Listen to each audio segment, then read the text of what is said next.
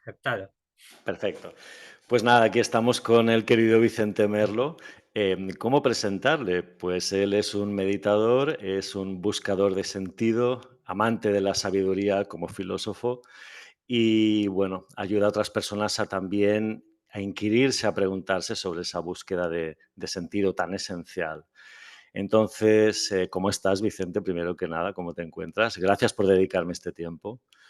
Pues muy bien, disfrutando aquí de la luz solar, incluso de la luz eléctrica si hace falta. Sí. ¿En qué situación te cogió el otro día lo del apagón? Pues fíjate que justo ese día tuve que ir al tanatorio de Sant Cugat a la Ostras. ceremonia de un amigo y claro, aquello era a las 3:30, o sea que las carreteras estaban ya totalmente colapsadas. De hecho, me costó 1 hora llegar a Sant Cugat en lugar de los 15 o 17 minutos, ¿no? Jolines. Oye, ¿y le viste algún tipo de sentido trascendente, ya entrando en materia profunda, a lo que sucedió con el tema de la luz y la oscuridad? Bueno, como se encargan de desinformarnos también, no terminamos de ver claro. Obviamente me inclino a creer que esto no es ni una casualidad, ni una pérdida azarosa de gigabytes, ni nada por el estilo. Pero se me escapa, como ya se han lanzado las hipótesis más descabelladas, la verdad es que no lo sé, no lo sé. Ujú. Una lectura simbólica, como tú dices, sería interesante. Se nos ha hablado tanto de los 3 días de oscuridad por los que íbamos a pasar para amanecer a una nueva vida, que uno ya no sabe a qué atenerse. Por tanto, mantengámonos atentos, no entremos en pánico. En los supermercados ya veíamos los carros con Sí. docenas de litros de agua, ¿no? Fíjate que a mí lo que me preocupaba es que justo estos días mi pareja, Susana, está haciendo un curso en Granada, en un pueblecito de Granada, de biomagnetismo, y en un lugar que se llama Ciudad de la Luz, precisamente. Y ese día Ajá. ella estaba volando. O sea Ostras. que fíjate tú hablando de otras casualidades, entre comillas, ¿no? Sí, sí, sí. Oye, quería preguntarte como primera cuestión, si te parece bien, ¿cuándo nace en ti esa vocación de síntesis tan marcada entre la sabiduría occidental y la oriental? ¿Cómo surge en ti ese anhelo de sintetizar? Pues yo me remontaría a los años universitarios, cuando empiezo a estudiar filosofía y el espíritu de nuestro tiempo mandaba ser freudo-marxista, como me gusta decir, y mirar por encima del hombro a cualquier religiosidad y cualquier espiritualidad. Pero ya en los últimos cursos de la facultad empecé a abrirme tanto a las enseñanzas orientales, sobre todo hinduismo, como a lo que podríamos llamar enseñanzas esotéricas contemporáneas. Y a partir de entonces yo diría que la síntesis se mueve entre esas tres grandes avenidas, ¿no? Filosofía Ujú. occidental, en lo que sigue teniendo de positivo, tradiciones orientales y enseñanzas espirituales, esotéricas contemporáneas. Y la psicología transpersonal, pues sería un poco uno de los intentos de esa síntesis, ¿no? En tu vida diaria, en tu vida cotidiana, ¿crees que logras un cierto equilibrio en esa síntesis entre, me refiero, entre la vida externa y la vida interna? ¿Lo consigues? Digamos que se intenta, se intenta.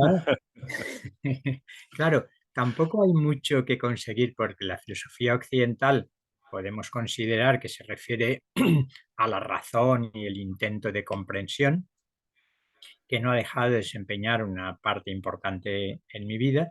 De las tradiciones orientales, yo me quedaría con la meditación y el silencio interior, y estas dos cosas no siempre son fáciles. De hecho, una de las tendencias de los intelectuales, entre los que no me cuento, sería el perderse tanto en la mente que se pasa uno la vida moviendo conceptos, ¿no? Y Ujú, de Oriente el riesgo sería despreciar la importancia de la razón, de la mente, de la comprensión, porque lo único es importante es el silencio interior. Integrar esas dos cosas no siempre es fácil. Y de las tradiciones esotéricas contemporáneas, yo recogería esa toma de conciencia de que el horizonte en el que nos estamos moviendo y viviendo es muy amplio, que el mundo físico no es el único, ni la razón es nuestra única facultad. Entonces se abre un horizonte extraordinario, un cosmos multidimensional, podríamos decir, con una cantidad de energías en movimiento que hace que nuestra vida sea algo fascinante. En tu práctica de meditación, me imagino que sí, me imagino la respuesta, pero me gustaría constatar lo que tú me comentes. ¿Has experimentado en ocasiones certeza profunda de qué o quién eres realmente y cuál es tu función aquí? Yo creo que la experiencia, cuando hablamos de la meditación en general, supera tanto cualquier intento de formulación conceptual Ujú, que es como una reducción, ¿no? Cuando se dice algo concreto. De todas ujú, maneras, por no dejarlo en algo tan abstracto, yo diría que la experiencia fundamental en meditación, en mi caso, más que la particularización de cuál sería mi svadharma, mi dharma propio específico, es el bucear en un océano de conciencia, de gozo, de paz y de amor, donde sobran las palabras, los conceptos y las etiquetas, ¿no? Entonces, ese baño que uno puede darse en meditación, trascendiendo las limitaciones de nuestro ego y nuestro cuerpo, es de por sí suficientemente fantástico para no tener que particularizarlo, ¿no? ujú.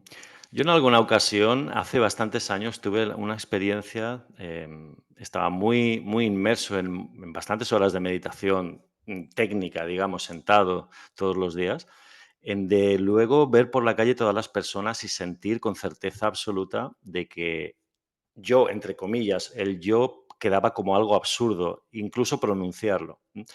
Estaba en todas partes, en todos los seres que veía alrededor, y es una de las experiencias más extáticas y más sublimes que he podido vivir.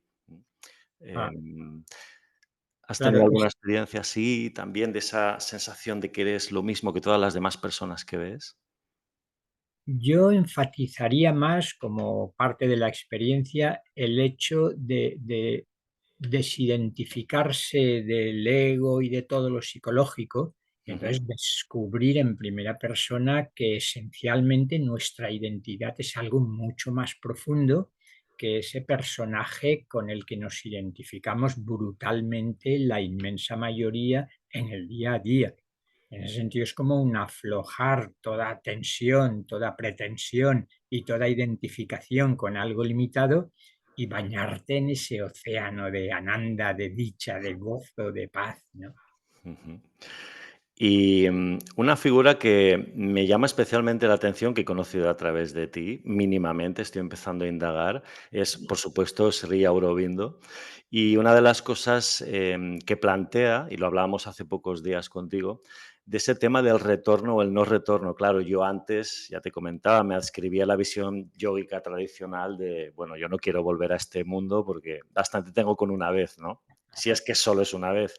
Pero esa visión del retorno, de volver para completar y ayudar a otros seres, también como promulgaba hasta donde sé Buda, hasta que todos los seres sintientes dejen de sufrir, me abre otra nueva vía de indagación. ¿Cómo lo vives tú? Claro, déjame que recoja esa frase fundamental de Sri Aurobindo que Ujú, dice, nuestro yoga comienza allí donde terminan los yogas clásicos, los yogas tradicionales. ¿Qué quiere decir esto? Pues que efectivamente el ideal dominante en las Upanishads, en la Bhagavad Gita, en los Yoga Sutras de Patanjali, ha sido lo que podemos denominar el ideal de no retorno. Es decir, estamos en el samsara, y lo que queremos es liberarnos, porque como tú dices, hay mucha ignorancia, hay mucho sufrimiento, hay mucha limitación.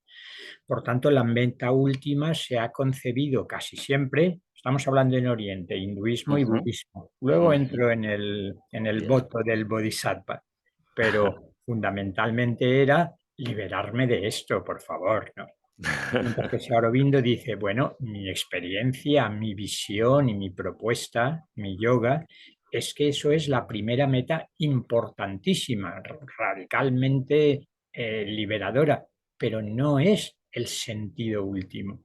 Después de la liberación, del ascenso a la cumbre de la montaña, viene el descenso transformador y perfeccionador de toda nuestra personalidad.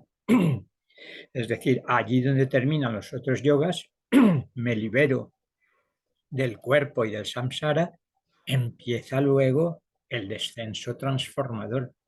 Y eso significa una revalorización, yo diría una resacralización tan importante de toda la existencia, de todos los planos, incluido el físico, incluido nuestro cuerpo, que lo Ujú, que dice Sri Aurobindo es, claro que queremos liberarnos, pero no del cuerpo y del samsara, sino liberarnos y seguir en el cuerpo y en el samsara.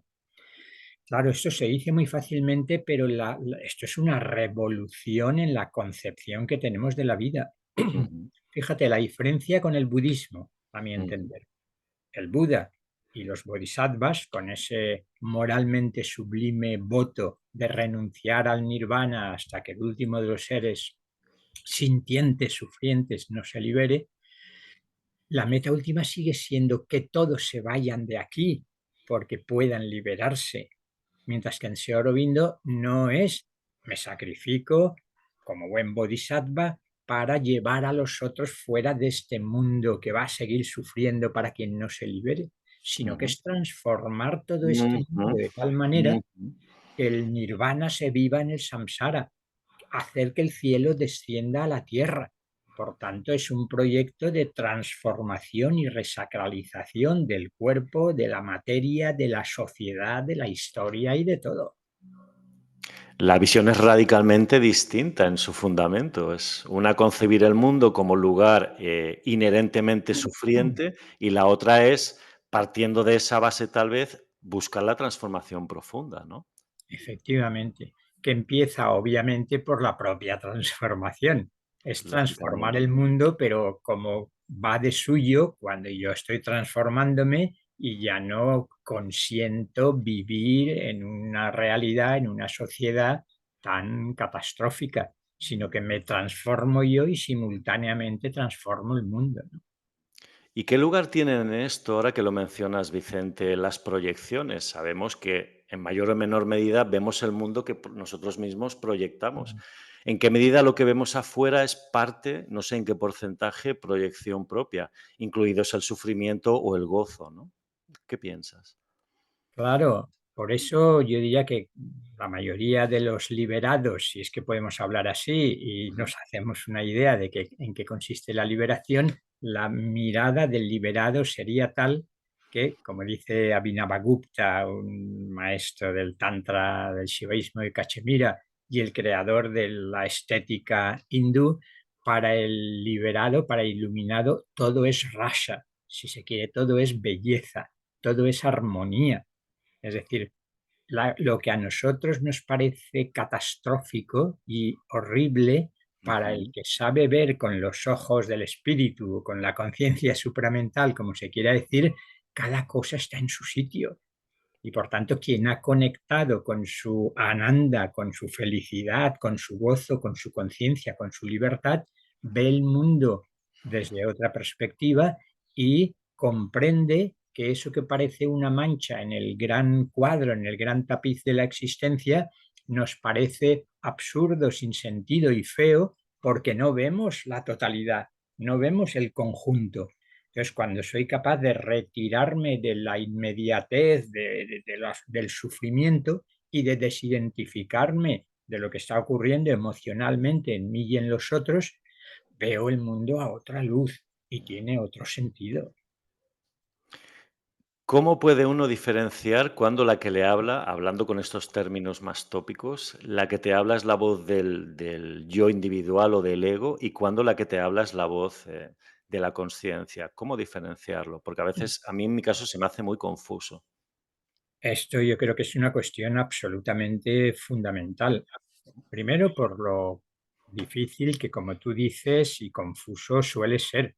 Y luego porque creo que todos coincidiremos en que hemos visto a muchas personas que en nombre de su intuición y de su visión, pues la cosa termina en catástrofe también. Luego, no basta con decir, sí, sí, yo estoy seguro, es mi experiencia, es mi visión, porque no siempre las experiencias coinciden ni las visiones son coherentes entre sí. Yo creo que esto es cuestión esencial como parte de todo el proceso de autoconocimiento.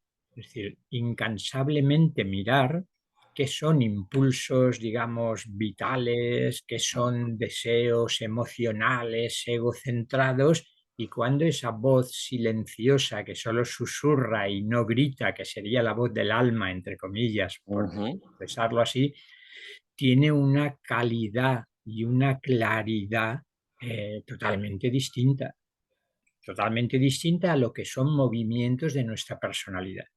Entonces, ensayo y error. Me equivocaré muchas veces, pero voy viendo, a ver, esto que he escuchado, a ver si es que me está hablando mi alma, y luego veo que eso crea un caos, una desarmonía, unas consecuencias que probablemente deduzco que no procedían del alma. Yo diría que la atmósfera de armonía, de belleza, de paz en la que se escucha y que transmite cuando esa voz viene del alma es inconfundible una vez uno se va acostumbrando a ella. Pero ujú. estamos tan realmente enredados en los deseos de nuestra personalidad que como no conocemos otra cosa, en cuanto brilla un poquito y el corazón se abre un poco, nos creemos que es ya el no va más. Esto es lo auténtico. Y no es el alma, sino lo que Sri Aurobindo, que tú decías, llamaba Ujú. el alma del deseo. Ajá. Muchas veces yo creo que se confunde lo emocional con lo anímico. Entonces hay emociones fantásticas, extraordinarias, y estamos aquí para vivirlas, pero es muy fácil decir, oh sí, he experimentado algo fantástico, pero que sigue en el campo de lo emocional. Y no es que el alma no sea afectiva, hay una afectividad, pero un sentimiento tan sutil que es muy distinto de las emociones Ujú, egocentradas habituales. ujú. Ahora que has vuelto a mencionar a Sri Aurobindo, sé que lo has hablado en muchas entrevistas, y soy consciente, pero ¿hasta qué punto ha afectado profundamente a tu vida, a tu corazón, el conocerle? El- Claro, bueno, yo personalmente, físicamente no No, lo no, he conocido, lo sé. pero la experiencia de 2 años en su ashram de Pondicherry, ahora Sí. dicen Puducherry porque Ah, quieren ser más indios tradicionalistas y borrar la huella occidental, cosa que me parece muy bien, sí. del abuso que el Imperio Británico cometió en la India. Los 2 años allí fueron realmente importantes y transformadores, entre otras cosas porque se concilió, fíjate, la integración de los dos aspectos que decíamos antes. Yo Mm, oficialmente pude ir allí y permanecer los 2 años con una beca para realizar la tesis doctoral, en principio una tarea fundamentalmente intelectual, pero fue llegar al ashram y percibir que la atmósfera psíquica y espiritual, no sé si decir supramental, era tan extraordinaria que me quedé allí y al poco tiempo no sabía si arrojar la tesis a la basura y quedarme en ese silencio vibrante que existía allí. De mm, hecho, a veces he contado, porque me vino con fuerza una expresión, que era decir, Señor, no hagas de mí un intelectual. Después de lo que estoy viviendo, la intelectualidad es una pequeña faceta de mi ser, ¿no? Pero luego salió otra voz que decía, bueno, Señor, por decirlo místicamente, no hagas de mí solo un intelectual. Solo. Y finalmente la tercera y definitiva fue, Señor, haz de mí lo que quieras. Esa entrega absoluta en brazos de lo divino, que es la clave del Bhakti Yoga, podríamos decir, por Mm. seguir con esa terminología. En esa rendición, disculpa, no Mm. sé si vas a comentar algo más. No, no, luego, dime, dime. En esa rendición, claro, inevitablemente baja los brazos y posa la frente en el suelo el ego, por seguir hablando en esos términos, ¿no? ¿Hasta qué punto consideras en ti, si es que se puede, ya sé que es un poco un reduccionismo absurdo, pero hablando en porcentajes, ¿en qué parte de ti, Vicente, habría un Bhakti Yoga, un Karma Yoga, un Jnana Yoga, etcétera? Mm. Si es que lo puedes cuantificar, a lo mejor es una pregunta un tanto improcedente. No, no, es interesante. claro, no es matematizable, No, pero claro, claro. es muy interesante, ¿no? Sobre todo cuando el ideal, digamos, el ideal sería el de una integración de los distintos aspectos de nuestro ser, que es una Exacto. característica del yoga integral de Sri Aurobindo.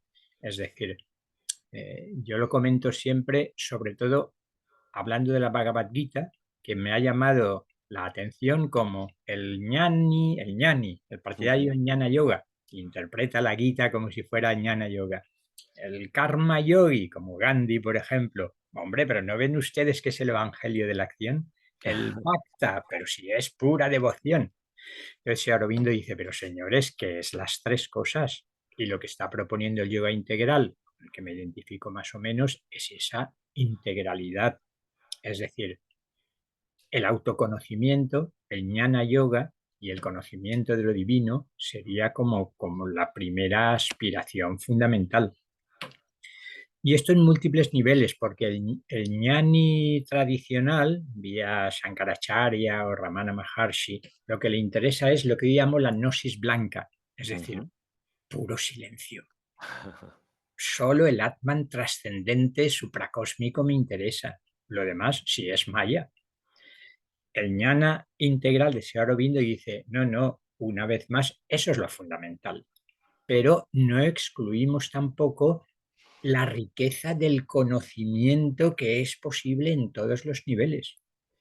Ahí es donde la tradición filosófica y las sabidurías orientales entrarían diciendo, vale, vale, encontremos el fondo de nuestra conciencia, nuestro Atman, pero no despreciemos toda la otra serie de conocimientos.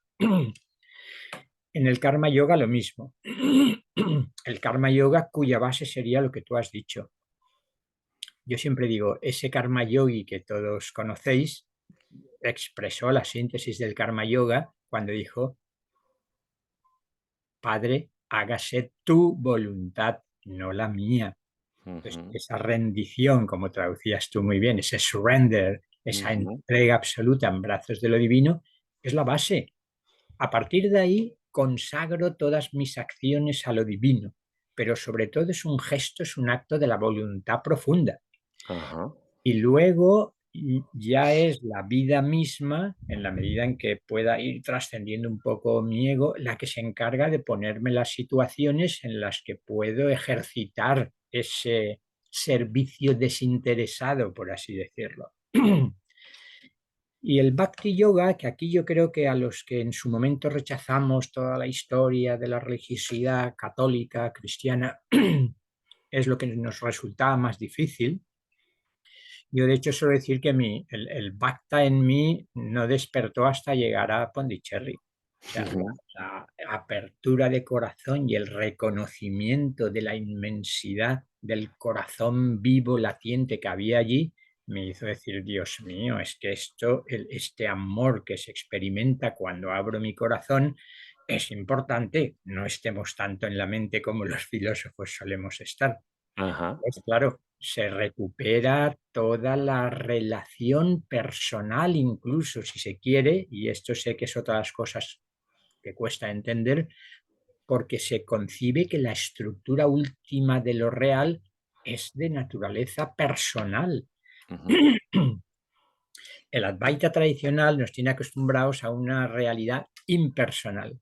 ujú, ¿Qué relación devocional, de comunicación, incluso de oración, si se me fuerza, voy a tener con una conciencia inmutable, trascendente? Esto no es posible. Mientras que si esa conciencia, que también es inmutable, trascendente, eterna, tiene un rostro también, es que personal se queda corto. Personal no es que sea un ser humano, obviamente. claro. Personal quiere decir que es una sabiduría amorosa con la que puedo comunicarme desde el fondo de mi ser. Y esa sería la manera de integrar. Cuando decíamos antes entregarme en brazos de lo divino, no es solo abrirme al silencio de los espacios infinitos, porque mi conciencia es la realidad no dual. Es, por ejemplo, un agradecimiento hacia la existencia porque la estoy viviendo como sagrada. Entonces ya tenemos ahí de alguna manera las tres hebras que se entrelazan y que en la vida cotidiana no es fácil, no nos engañemos, ¿no? Por eso, sobre todo viviendo en este mundo, la tendencia es a irme al ashram, a la montaña, al monasterio y quedarme allí tranquilito porque no están los problemas de la vida cotidiana. Ni tengo que ganarme el dinero, ni el pesado de mi jefe me molesta, etcétera. Claro, el mundo, como diría Krishnamurti, por ejemplo, el mundo es relación, ¿no? Usted es el mundo y el mundo es usted. Hablando de Krishnamurti, por cierto, te quería preguntar también, porque es un personaje también que me gusta mucho, tengo muchos de los libros, y él hablaba del no método y sabemos que yoga, meditación, en mayor o en menor grado, con sus diferencias, implica un método. ¿Cómo lo ves tú, el mensaje de Krishnamurti? Mm. ¿Qué piensas? ¿Cómo lo vives? Llegué a conocerlo, ¿sabes? ¿Sí? ¿Le entrevistaste o le conociste? No, fui a una de las charlas que daba antes de Ah, morir, guau. entonces era yo joven, como te puedes imaginar. Sí, claro, claro. Y, y bueno, Krishnamurti me parece un modelo del Jivan Mukta, del liberado en vida y con un mensaje liberador, ¿no?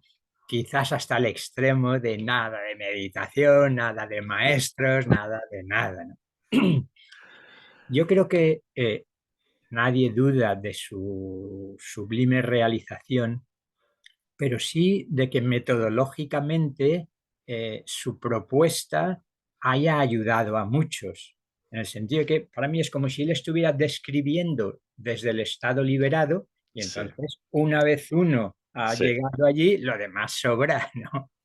Y creo que eso puede haber confundido y entorpecido el avance a muchos, siento decirle así, a los muchos krishnamurtianos que hemos conocido. Ah, pero tú haces meditación, sí, no hace falta hacer meditación. Ah, tú has estado con un maestro, no son necesarios maestros. Y luego ves que en ellos tampoco la transformación es que haya sido muy potente.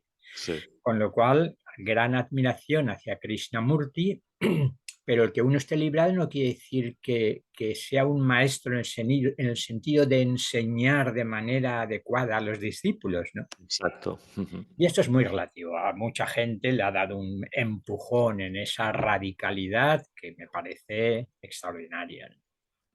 Fíjate que a mí me llevó a momentos de crisis realmente seria, cuando estaba muy imbuido de las enseñanzas de Krishnamurti, de plantearme, hace bastantes años ya, de dejar la práctica del yoga, la enseñanza del yoga y simplemente ser. Pero claro, una parte mía decía, pero si es que no puedo estar atento, a los 2 minutos soy un desastre emocional con piernas, o sea, no puedo, necesito algo a lo que aferrarme. Y estaba en esa lucha, en esa dicotomía, ¿no? Y bueno, queda como un amor, no sé si platónico o no, lo de Ah, Krishnamurti, pero necesito algo más pragmático. El sí. sentarme a meditar por las mañanas para mí es medicinal, literalmente. Es que el ejemplo de la meditación que pones en el caso de Krishnamurti es muy claro, porque una cosa es haber meditado mucho y llega un momento entonces en que dices, vale, ya detecto en qué consiste la actitud meditativa, tiene razón Krishnamurti, estoy máximamente alerta en la vida cotidiana porque he aprendido a meditar, entonces muy bien, pero gente que no ha meditado en su vida, ni Claro. siquiera empezar a hacer meditación formal, técnica, porque Krishnamurti ha dicho que no es necesaria, digamos que yo tengo mis dudas, ¿no? Mm. Y que también habría que, simbólicamente, como se dice en otras tradiciones, matar al maestro, ¿no? Por decirlo así. Porque, claro, si te aferras a Krishnamurti, estás cayendo en la misma trampa. No seguir a Claro, nadie, pero estás siguiendo a Krishnamurti. No, no tiene sentido alguno. efectivamente, efectivamente. Sí, sí. Es muy... Y, perdona, dime, No, no, Vicente. di. En tu vida diaria, Vicente, ¿en qué manera integras la práctica de la meditación con luego las situaciones cotidianas? ¿Ves que más o menos una buena parte del tiempo o poca parte del tiempo diario puedes estar más o menos centrado? ¿Saltas con relativa facilidad? ¿Depende de otros factores? ¿En qué grado notas la influencia positiva de la práctica meditacional en tu vida Sí. diaria?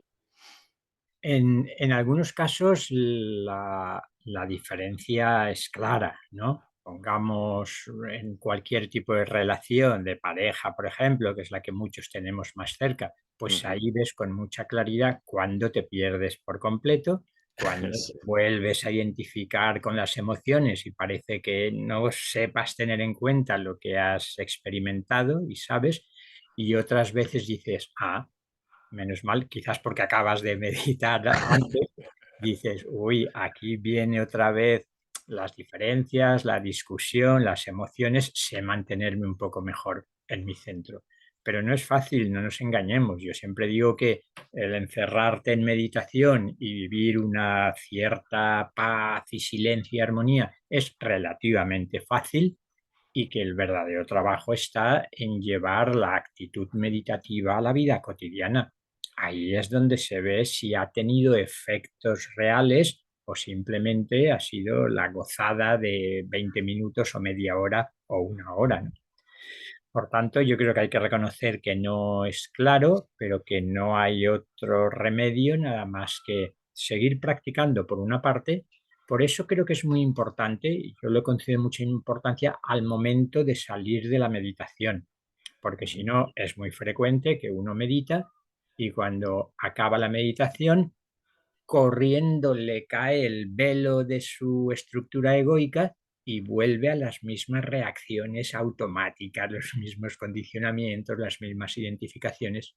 Por eso, un momento de salir de la meditación, a mí me gusta decir que es integrar el silencio que se ha vivido con la palabra, por ejemplo, si uno empieza a hablar, e integrar la quietud interior que uno ha experimentado con el movimiento físico, emocional, mental. Y entonces que la ruptura con lo vivido no sea tan brusca que vuelve nuestro personaje a sus viejos mecanismos, ¿no? Y eso a partir de ahí intentar aplicarlo a toda la vida. Y por lo menos queda una pequeña lucecita que dice, oh, ya te estás yendo otra vez, identificándote o con las emociones o con los pensamientos, ¿no? En ese caso, ¿tú crees que puede ser que a la persona a la que le suceda esto, esa técnica en concreto de meditación puede que no sea la más adecuada para él? Mm, y que cada persona necesita un tipo de práctica meditacional distinta. ¿Qué opinas? Esto me parece muy importante y creo que no muchas veces se trata.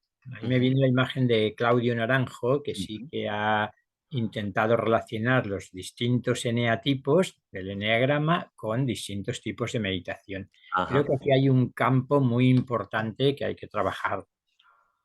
Por ejemplo, si una persona, el problema fundamental es que la mente no para y ni siquiera en meditación soy capaz de perderme, pues quizás lo más elemental es atención a la respiración y con una paciencia infinita, cada vez que veo que me distraigo, volverla a llevar a la respiración. Si lo que estoy haciendo, la tendencia es la contraria, que es la somnolencia y el adormecimiento, pues entonces una meditación más dinámica, quizá utilizar alguna visualización ujú, positiva o algún mantra, ¿no? exacto. Entonces creo que es muy interesante dentro del conocimiento de uno mismo, ver dónde están mis principales obstáculos y adaptar el tipo de meditación, efectivamente. Y ampliando, Vicente, también quería decir el concepto de meditación a más amplias prácticas, por ejemplo, pintar, escribir, yo qué sé, cocinar. El otro día tuve una charla con Francesc Marielles, un kinesiólogo, y me comentaba que una alumna suya le había dicho que cuando hacía magdalenas, literalmente, estaba Mm. como tan presente y tan centrada que experimentaba una transformación profunda. Es curioso. Entonces, me refería un poco a eso, que cada persona a lo mejor necesita un tipo de actividad distinta, ¿puede ser? Claro, claro. Por eso a mí me gusta distinguir entre la meditación como técnica y son los 40 minutos o 20 o lo que uno quiera en las Ujú, que formalmente y sentado, en quietud, practico la meditación formal. ujú, Pero luego está descubrir en qué consiste el estado, la meditación como estado, que es a ujú, lo que nos lleva la meditación como técnica. claro. Y finalmente la meditación como actitud, de la que hablábamos para llevar el estado de conciencia saliendo de la meditación formal como técnica a la vida cotidiana, mantener la actitud. ¿Y la actitud cuál es? ¿Cuál es el estado de conciencia que podríamos llamar meditativo? Pues desidentificarnos de todos los movimientos de la mente, chitta vritti nirodha que dice Patanjali, ¿no? En el Sí, Yoga Sutras, sí. aunque normalmente literalmente es la detención o el cese de los pensamientos, yo prefiero insistir en que personalmente más importante que el cese, que no es fácil, Ujú. parece que es la desidentificación. La experiencia clara es que claro que se transforma el ritmo y la calidad de los pensamientos, pero que no hace falta que se produzca el cese del pensamiento, silencio maravilloso si se produce, sino que yo deje de identificarme con ellos.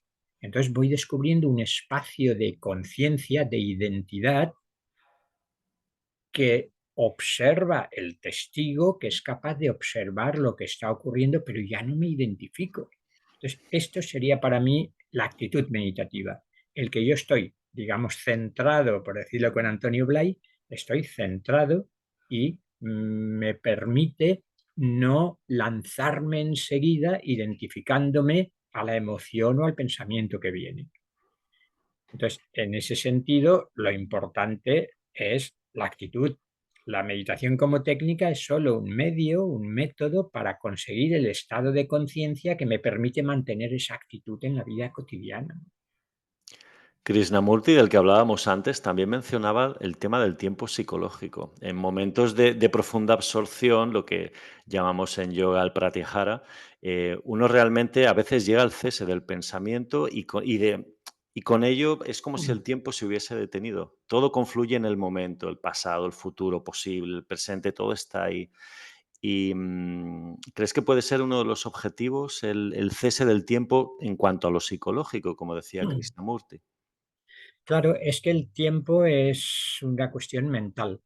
Y entonces, Ujú. en cuanto la mente cesa, se detiene, el tiempo deja de existir. Por Claro. eso nuestro ser álmico, nuestro Mm, Purusha, nuestro Atman, no pertenece al tiempo. Y ese es el gran descubrimiento, descubrir esa presencia que soy ujú. yo, en el fondo, yo o transyo o como se quiera llamar, que no pertenece al tiempo. Y por eso es capaz, cuando el tiempo aparece, porque emerge la mente de nuevo, observarlo pero sin identificarse. Y si cesa la mente, cesa el tiempo y estoy en ese estado atemporal.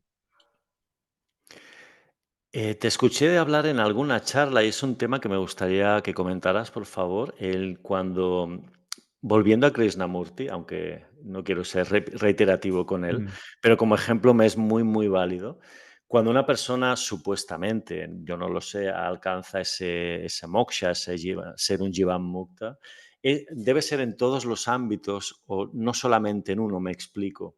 Puede ser uno un liberado en lo conciencial, en la mente, pero en lo afectivo que queden cosas ahí pendientes. Te explico el porqué. Yo he visto entrevistas, de las muchas que hay afortunadamente, de Krishnamurti.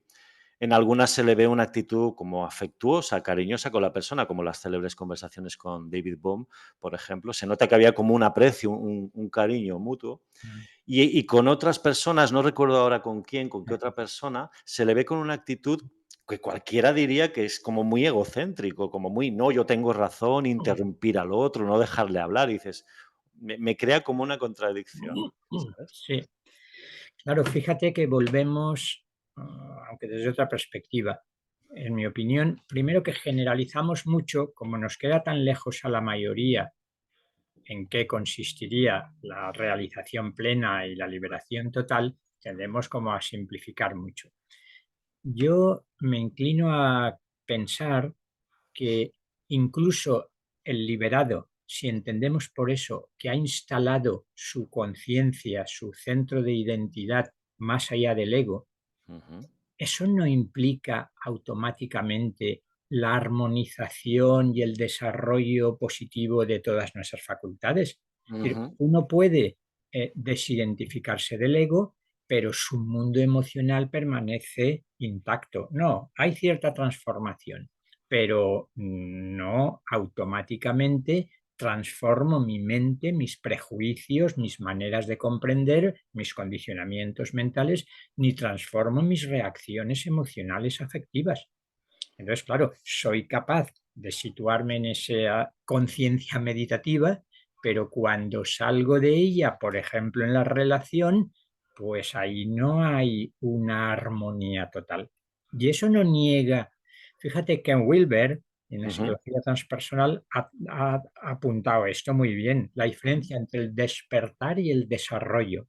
Uno Ajá. puede despertar y podemos entender como despertar lo que decía hace un momento, el que mi identidad está conscientemente situada más allá de mi personalidad y de mi ego. Por eso hay muchos maestros que han despertado, pero el desarrollo de cada una de nuestras facetas, de nuestras dimensiones, vital, físico, estética, todas las inteligencias que Ujú. Howard Gardner describió, la inteligencia emocional, la inteligencia estética, eso no se transforma por sí solo por el hecho de que yo haya descubierto mi profundidad. De ahí la importancia del descenso transformador que decíamos. No Ajá. solo soy liberado en Jivan Mukta, sino que perfecciono el instrumento a través del cual me estoy expresando. Y eso es el Siddha, con el Siddha en el buen sentido de la palabra, ¿no? Sí, sí. El Siddha es el que ha conseguido ese, significa perfección, poder o Sí, los perfección. poderes. Ujú. Entonces, una cosa es el despertar y otra el desarrollo y no siempre van unidos. Yo creo que todos sabemos que uno puede tener un grado de realización importante. Esto se relaciona mucho con lo que me gusta llamar y a otros la caída de los gurús, de algunos gurús. Ajá. Porque gente que ha despertado a ese nivel de su conciencia no dual incluso, pero luego sale a la vida cotidiana y o el deseo de fama, o el sexo no trabajado, o las relaciones de poder se lo comen. La sombra, por utilizar el término De junguiano, Jung. Ujú. la sombra no integrada, no trabajada, se termina comiendo a muchos que por otra parte seguimos considerando despiertos. Y esto nos lleva a que tampoco es o despierto sí o despierto no, sino que Ujú. hay grados y tipos, como tú mismo insinuabas antes, creo, Ujú. grados y tipos de despertar y de iluminación. Y que uno esté bastante despierto, bastante iluminado, pueda ejercer las funciones de maestro bastante bien, no quiere decir que su transformación integral a nivel de la personalidad se haya realizado. Y por eso la sombra se nos come en algunas ocasiones, pero Dios mío, este maestro, ¿cómo ha abusado de varias de sus discípulas? O el otro, pero ¿cómo puede tener ese afán de fama y de gloria? O los malos tratos a los discípulos. Es como si cada chakra, o bien el chakra sexual no se ha trabajado y se nos come la sombra, o Ujú. bien el manipura, el Ujú. El deseo de poder. poder, se desata.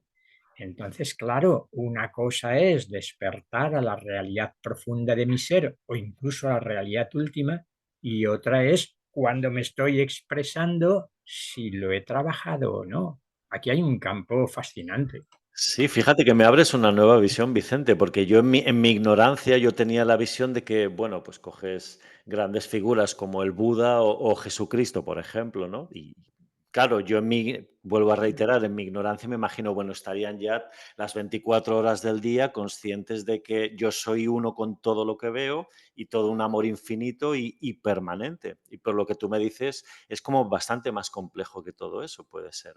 Pero fíjate que mencionas a los dos casos de perfección extrema, si quieres, ¿no? Sí, Con lo cual, yo prefiero decir que lo que acabo de comentar se aplica más a casos destacados pero claro, intermedios que claro, a esos claro. casos que simbolizan la perfección total. Quizás Sí, en un caso incluso divinización y en sí. otro pues casi, ¿no? Perfeccionamiento. Una figura que, volviendo al principio un poquito de esta charla, volviendo a Sri Aurobindo, me genera especial simpatía, si me permites ese término, por el hecho de su faceta artística también, ¿no? Como poeta. ¿En qué grado crees que siempre partimos de que es una especulación y que nosotros no podemos llegar a saberlo, pero ¿en qué grado crees que él pudo llegar a esa máxima realización completa, equiparándose, pues eso, con un Buda o con un Jesucristo? Fíjate que su faceta artística es extraordinariamente destacada. De Ujú. hecho, él en más de una ocasión dijo, primero, es una vida integral A mí me gusta hablar del rostro poético de Sri Aurobindo, del rostro Ujú, político, con su compromiso político, del ujú, rostro yógico, del rostro filosófico, entre comillas, o ujú, gnóstico. Es ujú, decir, hay muchas dimensiones que fueron desarrolladas muchísimo. Él decía, yo siento que mi alma es sobre todo alma de poeta. Y mm. cómo no mencionar, para quienes no lo conozcan, el poema Savitri, que tenemos pendiente Sí, algo con eso, el sí. poema Savitri de 800 páginas, que Wow. es un ejercicio yógico para él. Se recuerda, Sri Aurobindo decía, he utilizado la composición de este magno poema en el que el amor termina venciendo a la muerte, de Satyavan, gracias a Ajá. Savitri, que sería la encarnación de la Madre Divina, y es un despliegue de finura estética, de precisión artística extraordinario. Entonces el aspecto artístico en Sri Aurobindo es muy, muy destacado. Y esto ejemplifica una vez más el que se toma en serio la importancia de la expresión, no solo de la realización. Ujú. Pues hay un trabajo y un cultivar, desarrollar esas distintas facetas. A nivel filosófico diríamos lo mismo. Ajá. Hay muchas personas, entre las cuales lo suscribiría, afirman que es el creador de una de las concepciones del mundo más completas y fascinantes que Mm, tenemos, comparándolo, si no superándolo, como han llegado a decir más de un premio Nobel, ajá, Gabriela Mistral o Rabindranath Tagore, ajá. elogiando la capacidad de expresar poética y filosóficamente su extraordinaria visión. Ujú, Por tanto, realización integral, porque también estoy trabajando mi capacidad de comprensión y de expresión a nivel intelectual, no porque sea un intelectual en el sentido estrecho que conocemos, sino ujú. porque desde arriba a mí me gusta contar cuando algún discípulo le pregunta, oiga, pero ¿cómo hace usted para pensar tan bien y escribir libros como La vida divina o La síntesis del yoga? Se queda en silencio y dice, ¿pensar? Lo que ustedes llaman pensar, yo hace mucho que no lo hago. Mi mente, desde que tuve esa iniciación con Vishnu Vascarlele, está en silencio completo, abierta totalmente al infinito y recibo o desciende o busco la información que Ujú. necesito, pero no sé, no es que esté especulando a ver la realidad última, será personal o impersonal. De hecho, la poesía, y en mi experiencia personal también, la poesía y la mística van unidas de la mano muchas veces, porque la poesía es un intento de comprender esta realidad aparente en la que estamos inmersos, ¿no? Es un intento de comprender. Por cierto, déjame decir que me ha gustado mucho, me han gustado mucho tus poemas, que por Ah, fin pues gracias. mi mujer compró el libro Sí, lo y sé. me sorprendió muy positivamente. O sea que tu rostro poético está muy vivo y destacado, ¿eh? Felicitaciones. Muchísimas gracias, Vicente. Cambiando un poquito el registro, yendo a algo un poco más personal, si te parece bien contigo, te haré la pregunta, por ejemplo, si supieras a ciencia cierta que te quedan solo 24 horas en este plano, en esta vida, ¿qué crees que querrías hacer? Si tuvieras certeza de que mañana a esta hora ya no vas a estar en este plano, ¿qué querrías hacer o qué crees que Sí, querrías? pues me parece que reunir a toda la gente querida e intentar una despedida elegante, como decían aquellos, diciendo gracias por la red de relaciones que se han creado y sobre todo por el amor transpersonal que hemos compartido. Ujú, Por tanto, amor y agradecimiento hacia las personas más queridas. ujú. Creo Tu, que eso mu- sería lo más importante. Tu muerte ideal, si pudieras decidirla, imagínate que te dan el poder o el don de decir cuándo y en qué momento dejas el cuerpo, cuándo te marchas. Sí, ¿Sabes cómo te gustaría que fuese? sí, rodeado aquí de un círculo más estrecho, Claro, pero de los seres más queridos, y entrar en meditación sin necesidad de sentarme en Padmasana. Y claro. una vez más, con agradecimiento, decir chao, nos vemos en la otra parte del cielo o en la próxima encarnación cuando nos toque. Mm, mm. y sobre todo intentar evitar la tristeza y el apego, oh no, se ha acabado, no te vayas, ¿no? Al contrario, como hacer una fiesta porque es un momento de liberación. En todo caso, cuando deberíamos llorar es el nacimiento, que la pobre alma con su conciencia expandida se siente encerrada en un pequeño Mm, cuerpecito, mm. mientras que ahora es el momento de liberación provisional. Oye, ¿por qué crees que no se recuerdan las vidas anteriores si es que existen? Sé que tú piensas que sí o sientes que sí, no sé en qué grado una cosa o la otra, pero ¿por qué entonces no se pueden recordar? Pues porque como toda la historia del karma y de la reencarnación lo rige una sabiduría amorosa, es muy sabia, muy amorosa y muy compasiva y sabe que muchos no soportaríamos o no soportarían la cantidad de cosas, el recuerdo de todo lo que nos ha sucedido. Si, por ejemplo, con las relaciones kármicas, con gente con quienes Ujú. hemos vivido otras vidas, han dejado deudas kármicas pendientes y resulta que algunas de las personas que tenemos más cerca fueron los que nos fastidiaron en la otra vida, los que nos mataron incluso y por eso ahora venimos a arreglar la situación, más vale no recordar. Entonces yo creo que es parte del mecanismo de la sabiduría amorosa que rige toda la ley del karma, de la reencarnación y toda la existencia. Ujú. ¿Tú crees que has encontrado el pleno sentido de tu vida? ¿Está en transformación o más o menos estás, entre comillas, anclado a un cierto sentido sólido y claramente establecido? Claro, yo vería el sentido en distintos niveles, como Ujú. si hubiera un sentido, el primero tendemos a identificarlo con la comprensión, yo diría, ¿no? Con la comprensión del sentido de mi vida, del sentido de mis vidas y del Sí, sentido de sí, toda la existencia.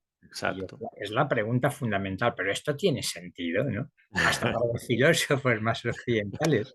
¿Por qué el ser y no más bien la nada? Se preguntan los filósofos de Leibniz a Heidegger, ¿no? O sea, ¿qué misterio es este de que exista algo y algo tan sofisticado y tan asombroso como es la existencia?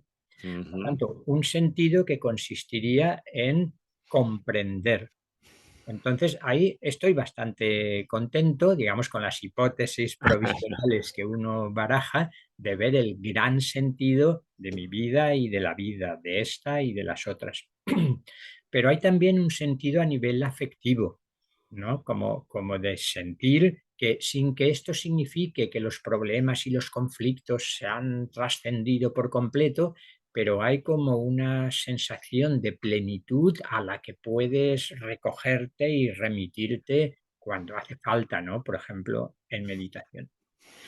Entonces, yo de momento estoy contento del sentido y de la relación con ese sentido, tanto afectivo como cognitivo, me gusta más que intelectual, ¿no? Ajá, ajá. Cambiando un poquito de tema, pero al hilo de todo esto que estamos conversando, se me ocurre ahora la cuestión, otro melón para abrir, quedaría para otro, otro programa, la cuestión del libre albedrío. ¿Hasta qué punto crees en él? ¿No? ¿Lo constatas? ¿Lo Ah. pones en entredicho? ¿Qué piensas sobre el libre albedrío? A mí siempre me ha asombrado cuando he visto a alguno de los muchos defensores de un determinismo absoluto, ¿no? Nunca he podido quedarme tranquilo, ni satisfecho, ni intelectual, ni afectivamente con que esto es una gran maquinaria y todo lo que sucede está determinado. No. Grados de libertad. La pregunta para mí no sería si existe libertad o no, sino Ajá, qué grados de libertad ha conquistado cada uno. ajá, Ese uno, con ese uno, ¿a quién nos estamos refiriendo? Porque si es a nivel del ego que rige nuestra personalidad, ahí la libertad es más bien estrecha. Como tú conoces la Bhagavad Gita también, la ujú, Bhagavad Gita en algunos momentos roza este determinismo. sí, Entonces, Prakriti es el mecanismo y como nuestro ego es parte de Prakriti, pues está todo condicionado, todo determinado. Claro, mientras nos movamos a nivel del ego, a nivel de nuestra identidad psicológica, la libertad es muy reducida. En la medida en que descubrimos la libertad de nuestra alma, nuestra dimensión álmica, anímica, ahí es donde radicaría la verdadera libertad. Por tanto, en la medida en que esté identificado con mi ego y mi personalidad, aún ahí creo que hay destellos de una cierta capacidad de elegir algunas cosas. Pero la verdadera libertad empezaría cuando descubro la voluntad de mi alma.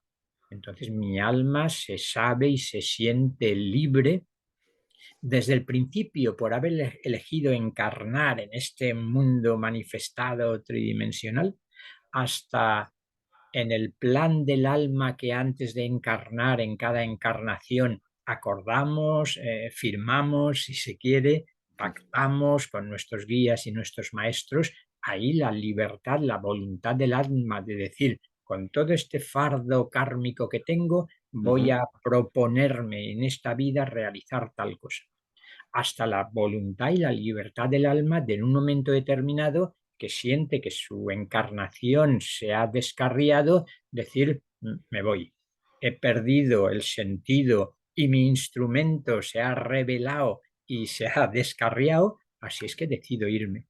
Es decir, que a nivel del alma la libertad sería mucho mayor. Y aún así, el alma, desde su propio plano y su visión, se daría cuenta de que la verdadera libertad es la libertad de su dimensión última, la libertad del espíritu infinito del cual empiezo a sentirme parte. Ahí la libertad es total, es pura libertad. En el alma es bastante grande y en el ego y la personalidad es bastante pequeña. Desde luego, para mí es todo un gran misterio. Antes, hace un ratito mencionabas ese término del misterio y realmente, o mencionabas a Heidegger también. Si uno empieza a indagar e intentas escarbar un poco más en profundidad en las cosas, uno llega a ver que es que no comprendes, bueno, lo que me sucede a mí, no comprendes prácticamente nada. Es, Pues Vicente, para ir cerrando esta charla, ¿te apetece compartir alguna cosa más? Ah, una última cuestión, sí que te la quería comentar, lo he pensado esta mañana y se me pasaba por alto. De cara a personas que puedan ver este vídeo, esta grabación después, que no tengan, que estén empezando a preguntarse, a cuestionarse sobre si hay algo más allá de esta aparente realidad o quieren empezar a hacer un trabajo interior, ¿qué les recomendarías que empezaran a hacer? ¿O qué les recomendarías a una persona que quiere empezar a preguntarse Mm, sobre esto? mm. Yo después de tanta palabra, lo mejor que se me ocurre es remitir al silencio interior y que los primeros pasos sean de descubrimiento tranquilo, cuidadoso, pero al mismo tiempo apasionado de esa dimensión en nosotros que está más allá de lo que habitualmente conocemos. Descubrir ese espacio de silencio, de armonía, de lucidez silenciosa en el que habita nuestro ser álmico, aunque este término Mm, choque a algunos, ¿no? Entonces, más que una técnica, un trabajo, una práctica concreta, sería ese descubrir el silencio amoroso que constituye el fondo de mi ser. ujú. Bueno, y retomando lo anterior, porque lo he interrumpido con esa última cuestión, ¿te apetece comentar, compartir alguna última cosa para ir cerrando este encuentro, Vicente? Una vez nos hemos acercado al silencio como recomendación de la primera actitud, yo creo que palabras ya hemos dicho muchas y sería aun cuando uno esté pensando y hablando, reconocer, hacerse consciente de esa dimensión que permanece en silencio lúcido y que Ujú. está más cerca de nuestra identidad profunda que todas las sensaciones corporales, todos los pensamientos y todas las imágenes de nosotros mismos. Pues muchísimas gracias. Ha sido un enorme placer esta charla contigo, Vicente. Muchas gracias por tu tiempo. Y nada, te deseo lo mejor de lo mejor. Ojalá tengamos más adelante otra oportunidad de compartir, de charlar. Y nada, te envío un fuerte abrazo y gracias por haber estado aquí. Gracias a ti por la invitación, Josep, y un fuerte abrazo. Ha sido un placer. Hasta la próxima, Gracias. Vicente. Gracias. Chao.